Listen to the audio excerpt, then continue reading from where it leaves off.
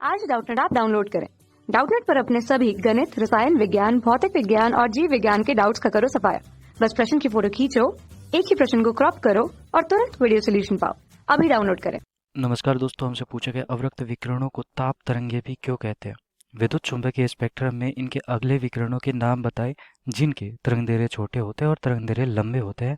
ये हमें बताना है। तो देखो यहाँ पर बात किसकी कर रहा है, अवरक्त विकिरणों की बात कर रहा है। और ताप तरंगे क्यों होती है, देखो अवरक्त किरणें जो हमारी सूर्य से निकलती है तो वो क्या निकलती है, अवरक्त किरणें जो होती है, विकिरण जो होती है वो चुंबकीय तरंगे होती है, विद्युत चुंबकीय तरंग जिसको हम बोलते हैं विद्युत चुंबकीय तरंग होती है। अब विद्युत चुंबकीय तरंगे क्या होती है, देखो जैसे कि हमारा दृश्य प्रकाश है वो तरंग ही है एक, वो उसके पास क्या होता है, विद्युत क्षेत्र भी होता है और चुंबकीय क्षेत्र भी उपस्थित होता है उसके पास, इसलिए उसको विद्युत क्षेत्र विद्युत चुंबकीय तरंग कहते हैं। इसको देखो सारणी में हम समझ सकते हैं। तो ये हमारे पास एक सारणी है। अब सारणी में क्या है कि देखो तरंग है हमारी, रेडियो तरंगी होगी, सूक्ष्म तरंगी, अवरक्त किरण होगी, दृश्य प्रकाश हो गया जिसकी मदद से हम देख पाते हैं, पैराबैंगनी होगी जो सूर्य से आती है, एक्स किरणें होगी और गामा किरणें होगी। ये सब की सब हमारे कैसे आती है, कुछ सूर्य से आती है। तो यहाँ पर देखो हम बात कर लेते हैं पैराबैंगनी की, ये भी सूर्य से आती है, दृश्य प्रकाश जो हमें दिखाई देता है वो भी। तो अवरक्त किरणें भी सूर्य से आती है। जो हमें यहाँ पर ताप महसूस होता है वो किसके कारण होता है, जब सूरज से हमारी विकिरण आती है तो हमें एक ताप महसूस होता है कि सूरज गर्म है, हमें लग जाता है इसका कारण है कि जो हमारी अवरक्त किरणें वो आती है उसमें, ठीक है। तो वो उष्मीय तरंग कहते हैं जिसको हम विकिरण कहते हैं, ठीक है। इसको हम अवरक्त किरणों को उष्मीय विकिरण भी कहते हैं या फिर ताप विकिरण भी कहते हैं। तो ये हमारा उत्तर हो गया यहाँ पर। तो अवरक्त विकिरणों को ताप तरंगे क्यों कहते हैं, क्योंकि ये उष्मा देती है एक तरह से हमारे हाथों में, एक तरह से हमारे शरीर को उष्मा अनुभव होती है इनके कारण, ठीक है। तो इन सब में एक अलग अलग यहाँ पर क्या होती है, इनकी सबकी एक परास होती है आवृत्ति की और एक परास होती है इनकी तरंग दैर्घ्य की। देखो ये परास दे रखी है मैंने, आवृत्ति और तरंग दैर्घ्य की यहाँ पर लिख रखा है इनके आगे। तो यहाँ पर बात कर लेते हैं तरंग दैर्घ्य की।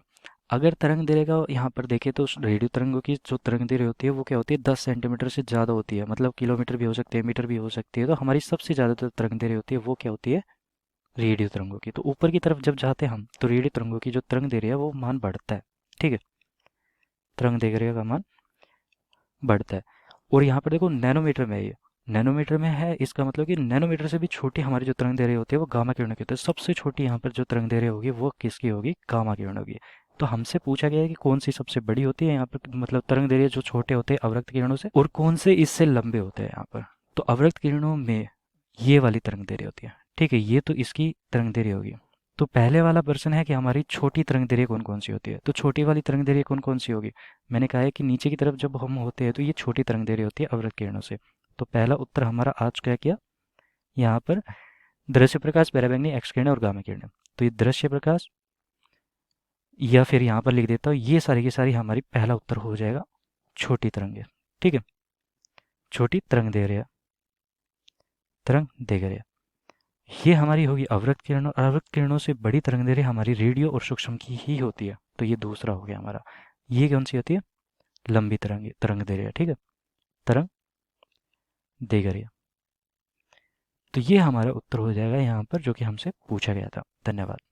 कक्षा 6 से 12वीं से लेकर नीट, IIT, JEE वो एडवांस के लेवल तक 1 करोड़ से ज्यादा छात्रों का भरोसा।